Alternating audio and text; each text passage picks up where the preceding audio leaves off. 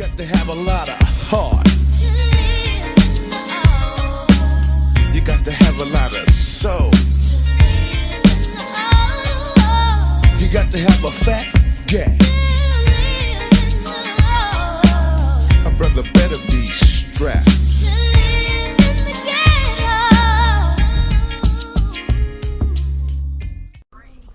And we back once again, keeping it 100 with Roasta and Myisha Pooh.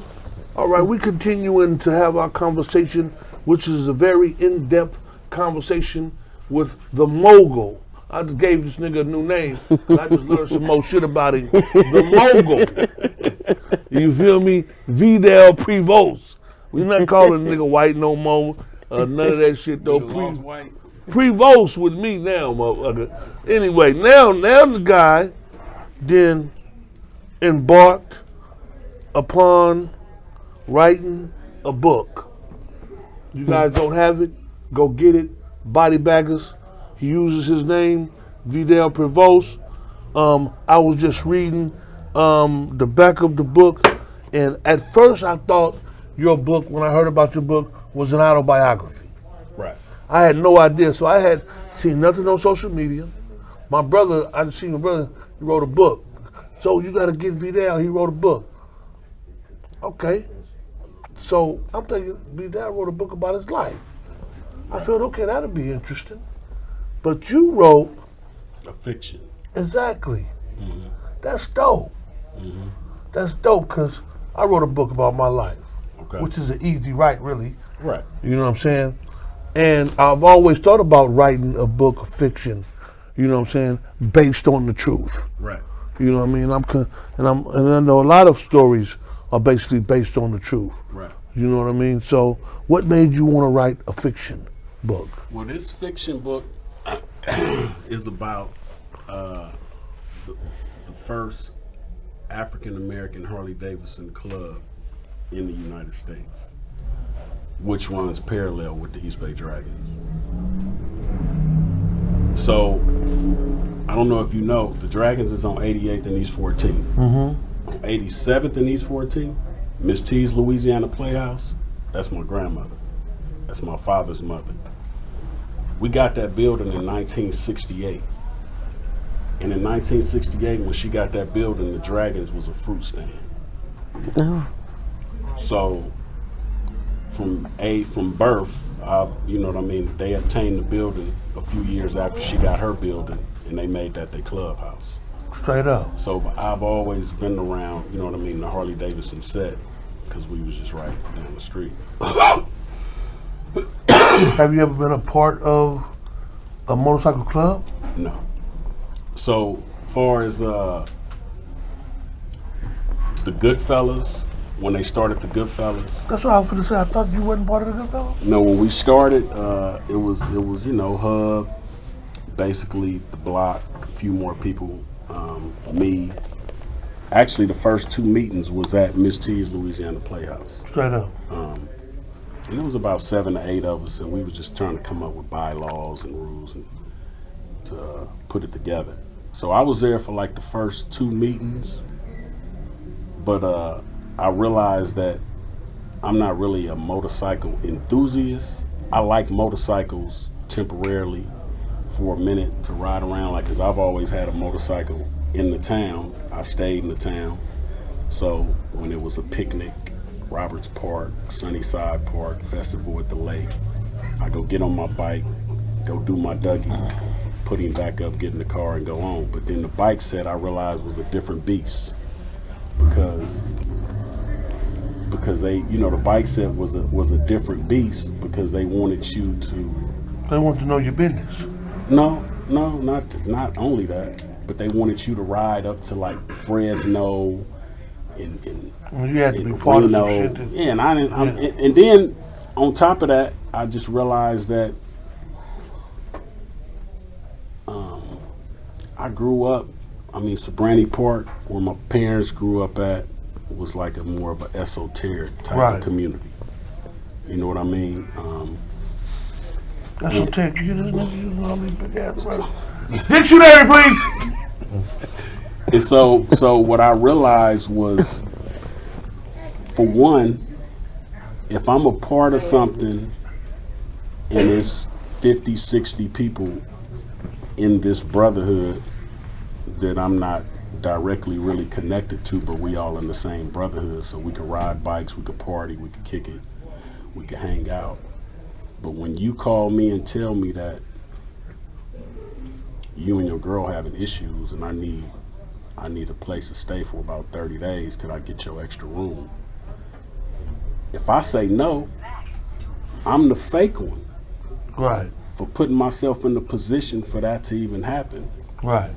So, you know what I mean? If I hang around you and you need me for something, I just kind of pride myself on, if I hang around you and I call you my folks, I don't care if you need a U-Haul truck and we got to move some shit, you need to jump at 3 in the morning, you know what I mean? Whatever you need me for, I'm there.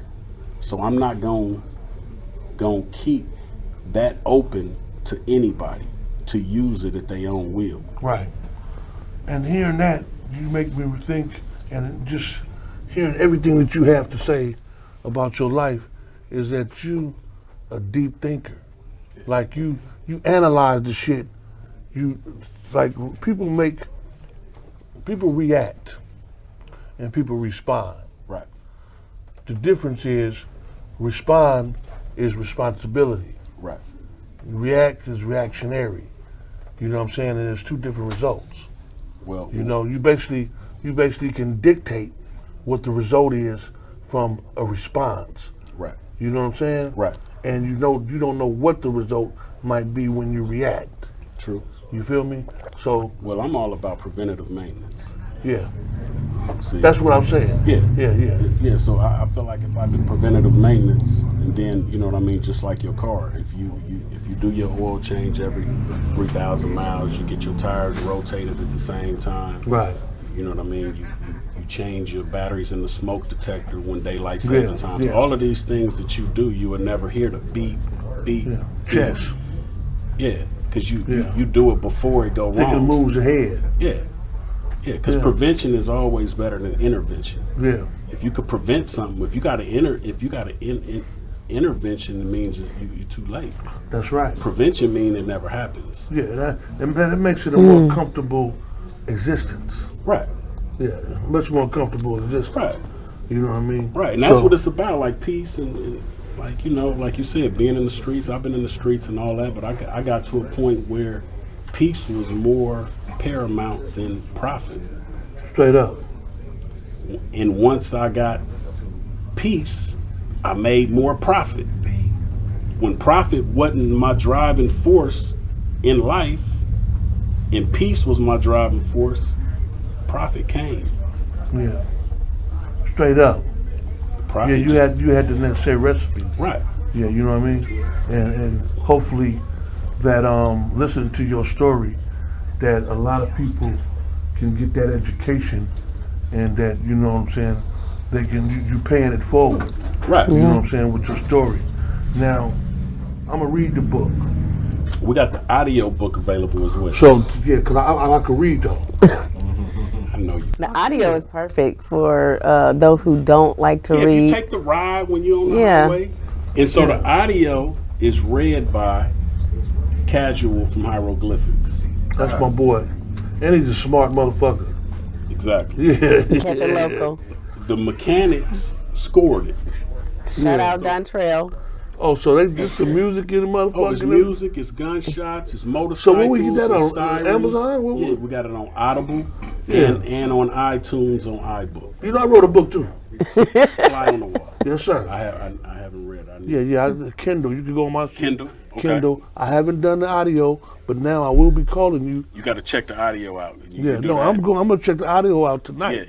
Yeah, You know what I'm saying? You That'd be do cool your if you on Yeah, a long I'm gonna flight. check the audio out tonight. I just thought first you thought I couldn't read and shit, so I was like gonna read it just. Well, no, well, really, I just wanted a chance to say Casual. I want the chance to give my boy Casual a shout that's out. dope, though. for putting That's in dope. that work. No, that's cool. I think, you know what? You should probably write a book about how to become successful, and do it in Audible as well. Oh, Yeah, that's all too that- much like bragging. I don't like. No, to it's brag. like the 16 years Your of humility. experience that you have. Your Like, humility just gonna write the ruin book somebody's life. to teach somebody. Don't ruin nobody's life. Your humility, all that humble shit gonna fuck No, somebody that up. humble shit is You need perfect. to spread that shit. You need to spread that shit. I'm hoping I'm hoping these views go bananas because I think your story is interesting as fuck. Right. And there's a lot of shit that I didn't know about you, V. Right. Like real talk though, like you know what I'm saying? I have another newfound respect for you, brother. You know what I'm saying? And you say you're single? I didn't say that. He said You he's said you're a single father. father. I said I'm I'm A trying single to parent. No.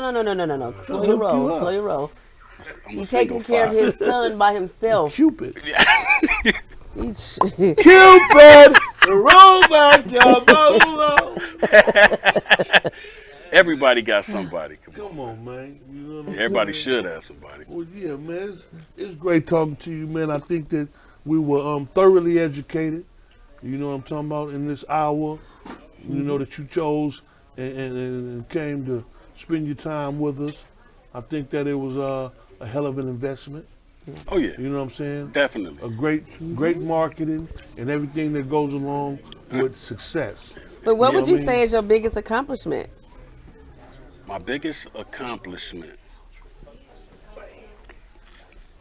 My biggest accomplishment is my mother being able to witness some of my success before she passed. Oh, that's what's up. I think that was my biggest That's accomplishment. dope. She got to witness some of my success. And you know, it felt good for me because when I bought my house in Stockton at 21, I had a hot tub in the back, right? So moms and them, it felt good for them to say they was packing up on the weekend to leave the little 800 square foot house in Oakland to go out to the joint. And you know, they had a Have a big great yeah, we time. gonna get in the hot, me and your dad, we gonna go and get in the hot tub Most and definitely. hang out Most for the definitely. weekend. It's crazy that you say that because I was just thinking about that the other day. And I think of all the things that I'm doing now, my accomplishments, and how I got so much shit going on that's positive. And That's my good. mother is no longer here. I was Right. like, man, I know my mama will be very proud of me. Her and Billy Do would really.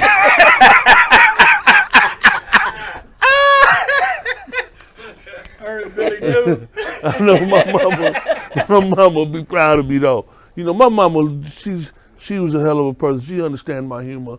You know what I'm saying? And she would be proud of me right now, man. And I think that's a great, accomplishment. That is. Even You know the what I'm kids saying? though, like the kids, just to be a great example for your kids. Like Yeah. I always see you on IG with your son, Right. having him recite business quotes and Right. and all that good stuff. Like that's so big for somebody of his caliber Yeah. to be a stand-up father.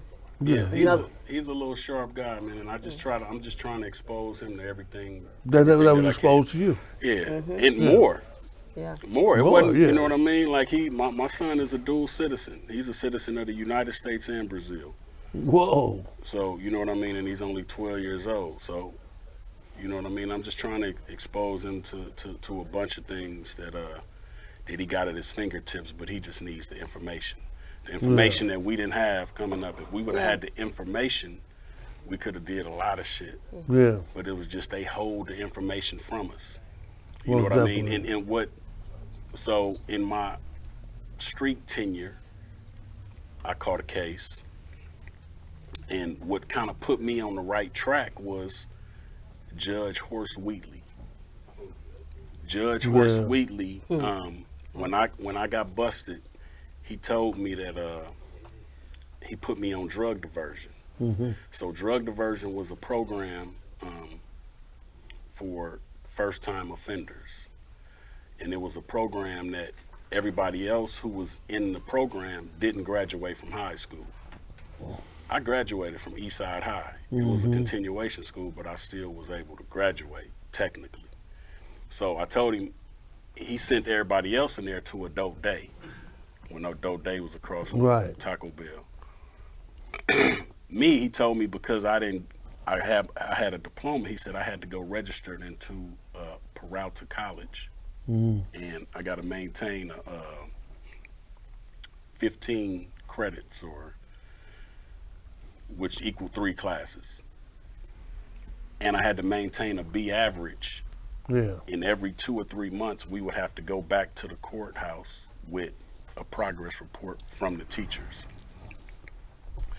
So at Alameda College, I met a teacher named Mr. Margulies, a white guy. Mr. Margulies teach political science. And political science gave me a bird's eye view of the opposing side of the criminal activity that we was doing. Mm-hmm. And all of the laws and how to get around it and how to fight it and your rights and all of that. So, you know, I think that opened my eye. It was drug diversion and it was for a bad reason, but I think that 2 years, I had to go there for 2 years. Right. And so the thing was, which was cool, which I don't know if they still implement now for kids to stay on the right track, is the deal was if you go this program and you graduate for 2 years and you complete it successfully, you'll be able to go get a job, or if you get stopped by the police, you can say that you don't have a felony and it won't be on your record. So that's how I was able to get my real estate license, because you can't get a real estate license with a felony. So obviously it worked, because You got your I real was able estate to get my license. real estate license and the felony never came up. Straight up. So Okay. that political science course at Alameda College kind of gave me a different perspective on the criminal system Right. that I was on the latter side of. Mm-hmm. You know what I mean? But it gave me another perspective on it to know how to kind of move around it. You know what I mean? So Yeah. it just kind of let me know an insight on when you think, like they say amateurs focus on strategy Right. and professionals focus on logistics. Okay. So if you want to break that down to a street level, it's like you got a cat out in Atlanta and he want to get some packs. You meet with him. He tell you, I'm going to pay you this, I'm going to pay you that, I could get you this many. Where the logistics come in is how you going to get it there. Right. Right. That's the logistics. Most definitely. So I learned to focus on logistics. And logistics is the same reason why Russia is having an issue with Ukraine. Yeah. Y'all got the strategy and the power, but y'all don't got the logistics. Yeah. They had the logistics, so they little small army giving y'all the business. So, being that the phenomenal man and father that you are, what would you tell these men out here that's not taking care of their kids? What advice would you give them? What would you share with them? I mean, it's hard. I didn't read a book on it. It's just my morals and values is kind of what kicked in for me to take care of mine, and I know that once he lost his mom, he gonna need that nurture inside from me, and he gonna need it times 10. Mm-hmm. So I'm kind of really there to make up for what I know she won't be able to do now. And I got a daughter as well that's 28. I got a grandson that's 4. You know what I'm saying? It's just, I mean, your kids should be one of your greatest assets and one of your No doubt greatest about it. investments. Yeah, most definitely. And you know what I mean? It's gonna be a time in your life when your kids is probably gonna be the only people that could take care of you. Right. And if you didn't do right by them, Yeah, they're not gonna do right by you. Yeah. I don't know. Yeah. I mean, you That's- might, you know what I mean? Just like, Yeah, it, they're like not they gonna say, change your diaper. yeah, you're gonna have that diaper on, and it's the motherfucker gonna be sticking to you like you 3 years old. Yeah. There it is. Yeah. Yeah. So God damn it. I don't, you know, to Well, your that was good enough right to there. your question, I don't, you know what I mean? Like I said, I don't have a textbook on it. I just kind of read it by. I live life on the mechanism inside of me, and vibes, and people, and energy, and all of this is my navigation of how I navigate life. And I don't know where it's gonna take me, because I might go across the room and see that cat, and he got different energy, and it might make me go right or left. And when I go right or left, I'm gonna run into another obstacle that might send me in. I just follow my intuition. Yeah. You know what I mean? And you follow your energy, and your intuition and your energy is a survival tactic. That's a defense mechanism that's supposed to keep you safe, that we don't listen to. You know what I mean? And it's I call it the voice of reason. Yeah. Right. Yeah, the voice of reason is sometimes, you know, you be finna do something and some say, come on, man. And if you don't listen, it always damn near end up tragic. Right. You know what I'm saying? And when Right. you do listen, you know, you're able to reflect. I tell my little cousin, Cedar, the same thing all the time. I tell him, man, before, you know what I mean? Because he's still around, and you know what I mean, and involved. So I always tell him that before you do something, you just got to say the serenity prayer.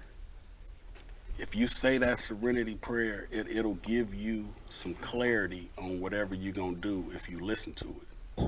You know what I mean? So. No, Cedar needs medication. Medication? Is he here? Is Cedar here? Cedar bipolar. So you know the serenity prayer, right?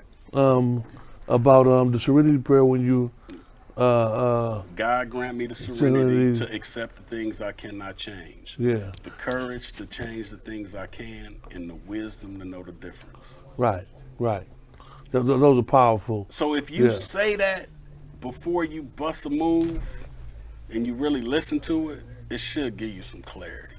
Yeah, basically direct you if you should bust this move or not. Yeah, you know what I mean? Yeah, most definitely. Most definitely. Well, like I said, man, we were thoroughly educated today. You know what I mean? And we look forward to, like, you know, I'm going to bring you back. I want to know what's going on with the success of the book. You know what I mean? And if you have any other endeavors that you're, you know what I'm saying, strategizing on, and maybe you will write a book as she suggested about educating people about the business part of things, though, you know what I'm saying? But whatever you may do, you know what I mean, I would love to have you back because we're going to keep on rocking and rolling, you know what I mean? And once again, we appreciate your presence. Yeah, I want to give you your flowers. Mm-hmm. Yeah. You know what I mean? You got a nice establishment here. No doubt about it. You know what I mean? And it looks real nice. Yeah. You know what I mean? And you're doing your thing, and I've been watching you. So, you know, and you know, and another thing that people can say is your thing that I've been watching, that's CTAT. Yeah, conversation to avoid confrontation. Right. And I do that on the regular. Right. Yeah, I do that on the regular because a lot of people don't understand how important the conversation is. Right. You know what I mean? And they don't know how to conduct the conversation. So it you know, it always wiggles out of control when you don't know that. So we're going to have a curriculum on that. You guys stay tuned for that. You know what I mean? And we're going to cut out and we're going to say shout out to Aldro Media, you know, Really Dope Cookies, Only Enzo. Don't forget about Only Enzo. Long Shot Lonzo, Pretty Much BBR. We got to say Chris Lockett. Else you gonna be calling me telling me, you didn't say my name, huh? Fucking with you, Chris ain't like that. Listen. But all the supporters, man, we love and respect you. Make sure that you subscribe, like, and comment, and continue to support.